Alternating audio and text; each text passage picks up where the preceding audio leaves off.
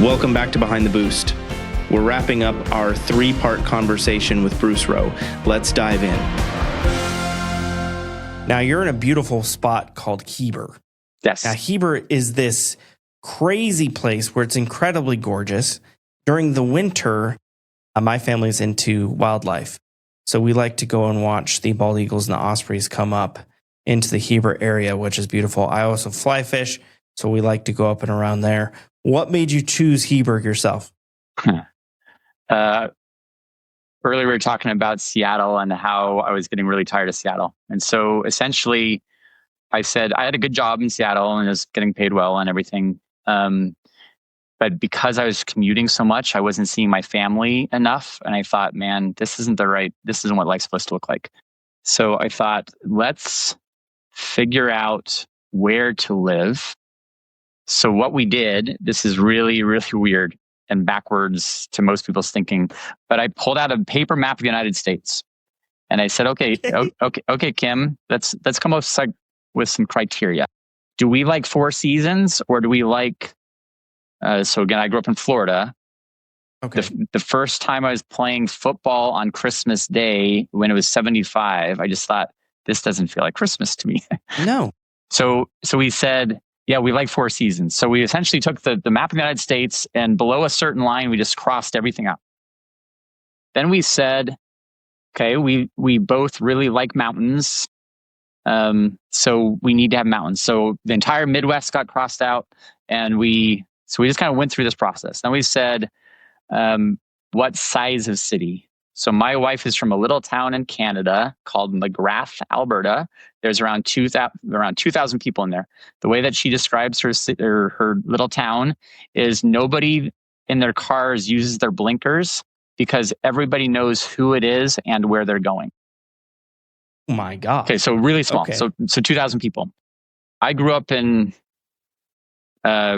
large places, West Palm Beach, Fort Lauderdale, Miami area, Washington, D.C. area, Seattle.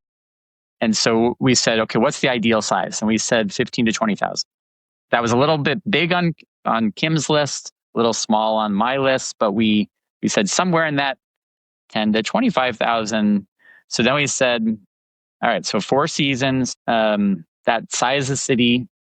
And then we said, not that we travel that much, but we want to be within an hour of a decent sized airport. So if you need to move around, it's not too hard. Like she used to have to drive 3 hours north to Calgary to get to an airport or 3 hours south to Great Falls to get to an airport. And so we just wanted to be so we just looked on our map and we said, okay, that's a possibility. That's a possibility. That's a possibility. And Heber City was one of them. We had no family connection or anything whatsoever to Heber, but being at BYU previously, we had driven up Provo Canyon enough, and that's such a pretty drive. And then being in Heber, so that was definitely one of the 3 that made it on our radar. And so then we said, all right, we want to live here, here, or here. We have no job there. We have no contacts there. Let's figure it out. So I got a job that moved me to Heber, and if I said that it turned out beautifully, but it didn't.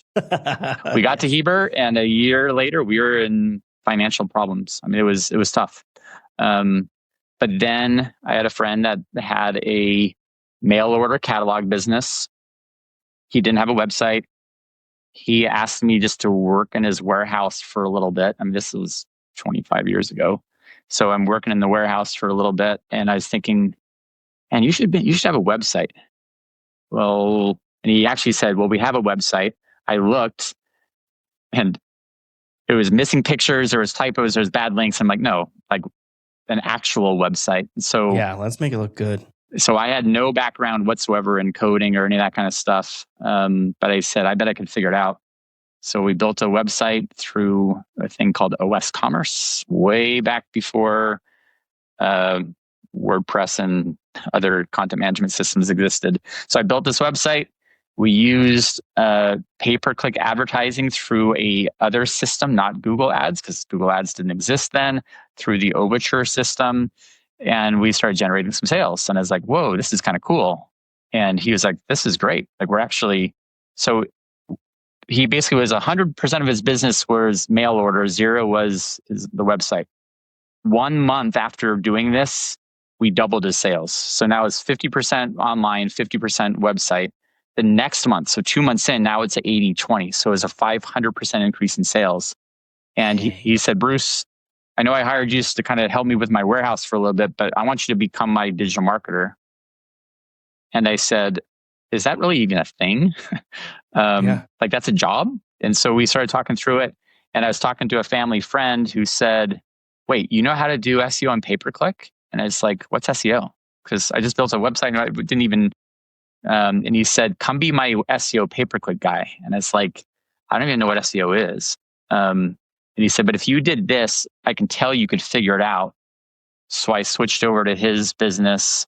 Within 6 months, we basically tripled his traffic and he was making a lot more money because of it. And then just due to stuff, I just realized I was pretty good at this. And rather than working for somebody else, I could probably start taking on some clients on the side. And so I told my boss that I'm going to try to pick up a few clients and just see where it goes. Yeah. And he said, yeah, that's not going to work. Like, you don't know enough about this. And nice. Yeah. So 3 months later, I was making more on the side than the full-time job. So I left the full-time job, and that's when Sebo was born. That is beautiful. That is beautiful. I think in the conversations that we've had, one thing that stood out to me was honesty and doing it the right way, right?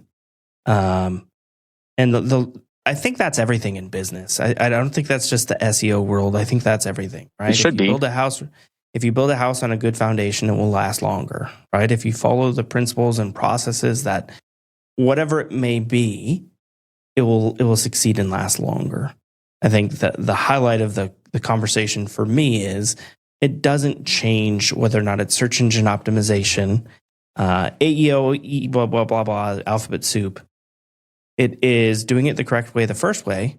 And then with time, as things come up, if we have another category or if we have another schema or we have whatever, we just submit to that as well. And we make sure that we're processing for it. Yeah. Learn, test, measure, see what's working, see what you can learn from others. All of that combined is a good recipe for success. That's cool. How are you staying on top of everything when it comes to SEO? It sure helps to have a team. If you are a single practitioner, you're just a guy that knows how to do SEO and you're doing it for a couple of different clients, you're going to be busy with that kind of stuff. And so we have team members that one of their jobs is to try to just stay on top of this stuff. I also happen to teach a class at BYU. BYU asked me to create a digital marketing class. This is my 8th year doing it. And so doing that, I have students every semester where they're working on a project for somebody and their boss or their point of contact says, tell your professor he's doing it wrong because that's not right. And so then we'll have a conversation and we'll say, okay, let's take this and let's dive into it and let's think through it. And we've had some fun conversations in that process. But the more you can be involved, the more people can be around you that you like and trust, that we can learn together and share together.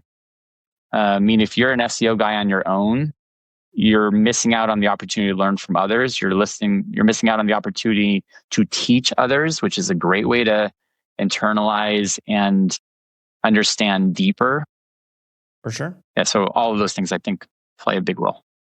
I agree. I think it's so funny. The fact, could you imagine your professor's doing it wrong? And the sad thing is there's a little bit of a stereotype, right? You know, he's a professor, he's only a teacher, right? So printed book that's already outdated, blah, blah, blah, blah, blah, right? Yeah, but he probably didn't realize you've got a marketing agency and you've survived all these crazy different waves that have come along the way so that you last. So I just find that, I think that's a problem with society, in my opinion, because society is making it to where it is black or white. It is exactly this, right? And in the last situation, this happened last semester.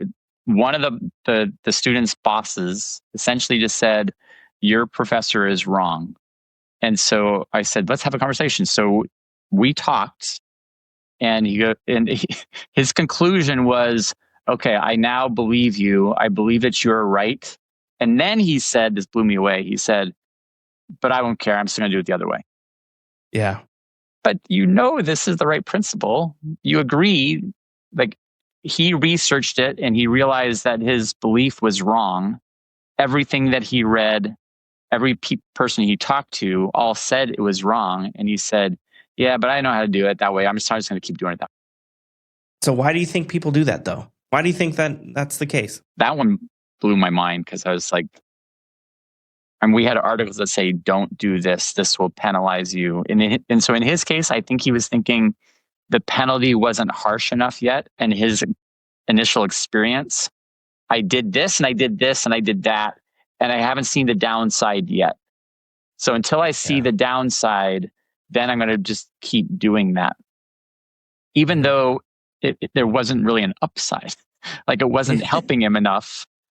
And I mean, if you're going to be a black hat technique guy where you're basically say, I know they're going to catch it eventually, but for now, I'm going to capitalize on it. That's not what he was doing, though.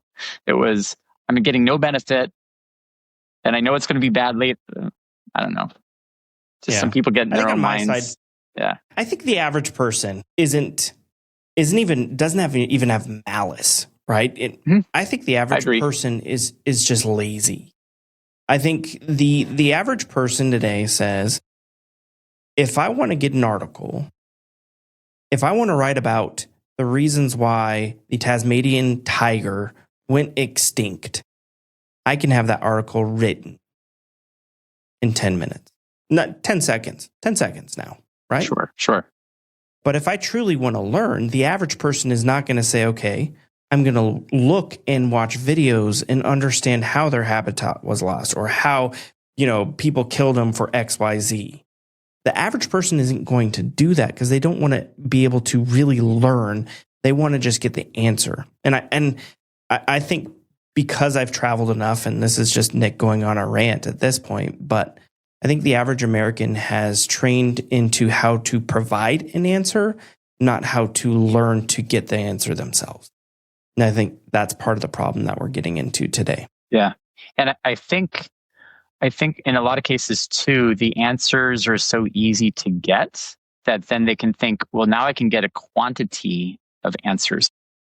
So an application to the SEO world is, we know we should add new content to our website over time. We don't want it to become a stale website. We want to have some content. And I have a lot of people that will say, well, Bruce, if I use AI, instead of doing 2 or 3 articles a month or whatever their cadence happens to be, I could do 200 articles a month. Should I do that? I'm like, well, is that stuff can be helpful? And one measure of helpful content are people talking about the content that you're putting there. So if you're adding some pieces of content that lots of people are liking and doing good things with, then that's great. But if you now 10x that or 50x the amount of content, you're not going to get that same amount of people saying this is really helpful or this is really good or whatever. And Google actually doesn't reward you for that. So if you're putting out junk content, you're putting out 1,000 pages when you could have done it in 2, quantity is not the winner here. It's how do you really provide quality content that people like and it helps. And that's where I think the AI one, it's so easy to speed up. But if you're not helping, that's part of the algorithm. Like, how do they know if people are benefiting from this? And just stuffing content out there is not the answer. I agree. And I've always said AI, people believe is like this end all solution. It is boom. AI is it, right? I believe AI is a freaking tool. That is it. And if you know how to use that tool, your life is going to be better. Because I can say, I need to put out this amazing piece of content that speaks to the specific problem that I want. These are the reasons why I want to address this problem. This is kind of the idea that I'm proposing. Help me put a framework. And you can talk to the AI now. So you can say, this is what I want to achieve. These are the words that I've got behind it. This is the problem I want to achieve. Then you can put out that piece of content that is sexy, and you can remove the hyphens from it, right? And you can publish something that is valuable that will actually help people. And it's still, you're utilizing the tool that makes it to where you sound actually smart. I love it. Yeah, I love it. Interesting stuff. Well, Bruce, this has been an amazing conversation. I really appreciate it. It's good to speak with somebody who, I mean, the years of experience blows my mind. That's crazy. But also the ability to understand that it's search engine optimization, not search engine manipulation. And you've been able to last this long. So kudos to you and your amazing company that you've put together. Thank you, Nic. Appreciate it. Thanks for letting me round up your podcast. I appreciate it. I appreciate it. Thank you so much. Have a good day. And thank you guys so much for joining. Thanks. Take care.